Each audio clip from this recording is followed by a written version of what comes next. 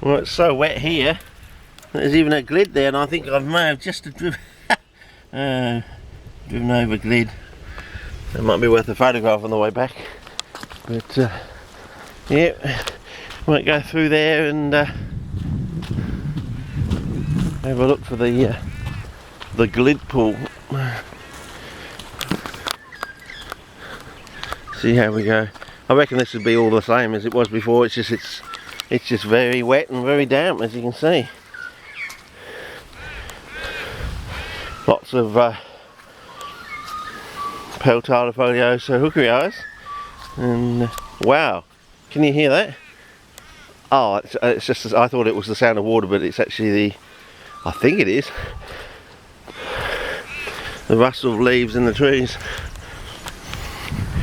So how are we going with this little creek line down here? This one here I don't think it was flowing last time I was here. No, it's flowing now.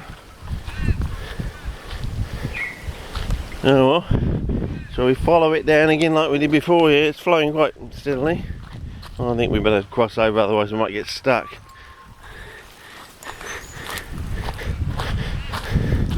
If indeed it does lead down. Well, it leads into some sort of pool. Oh, there's a glid on the side there. More glids around. And what is the time now? 3:18, so I've got just over half an hour, but I've got to be out by 4. And now here's that stand of things that I photographed in before, sort of apron of and I think we're going to go low for Ross Graham, but hopefully we don't get the camera lens too dirty. As you can see, Ross, it goes on for quite a way. And let's see if I can run it through without getting... Whoa! Polypomphylix. There you go. Yeah. A few more coming into bud there.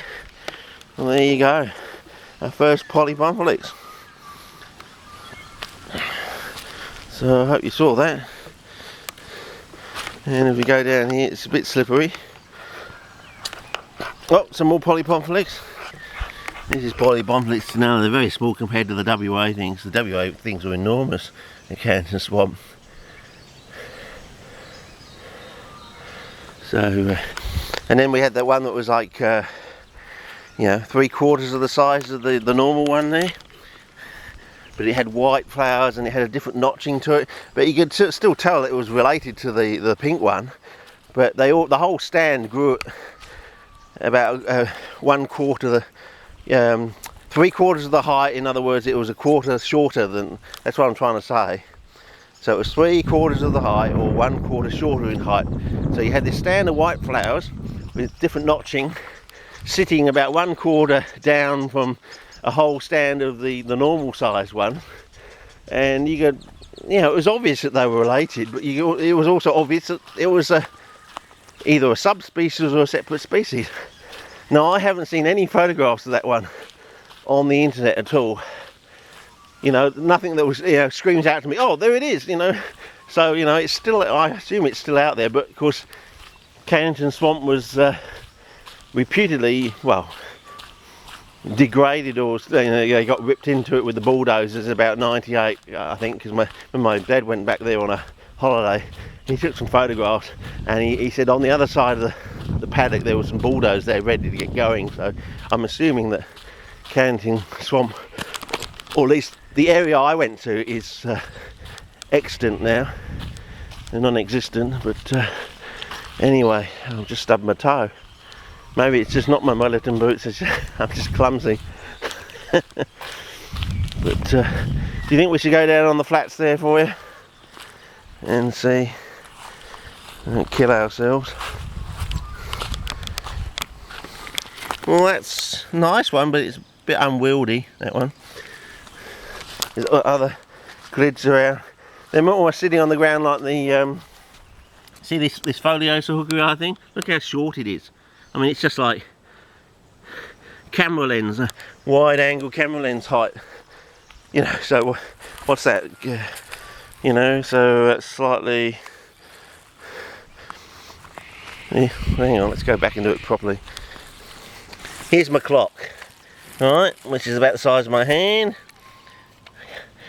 I mean, it's flowering at that size, so that's what we're talking about, fellas, when we talk about Peltata foliosa hookeria sort of thing. They don't grow very big, and some of them can flower at a very short stature.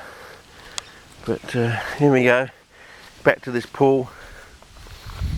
And as I said, as this thing dries out, you'll see polypomphylix, you know, flowers all on the edge and things like that. But you know, you'll get this carpet of pink to lighter pink to white, because as far as we determined, Donnie and I, that the white ones flower, the whitish form of the polypomphylix tenella, they flower later in the season. So you start off with the dark pink ones and they go all the way to the pale pink to almost pure white, I would say. But anyway, I think this clip's getting a bit long. I probably need to start a new one. But I think this is over and out for, as I said, for Mount Bold. You want the full whack there, you want the full panoramic, okay. Well, there you go. We might just wander around the side there and have a look at that area up there. There's usually a few interesting things around there as well. Okay, I'm out for now.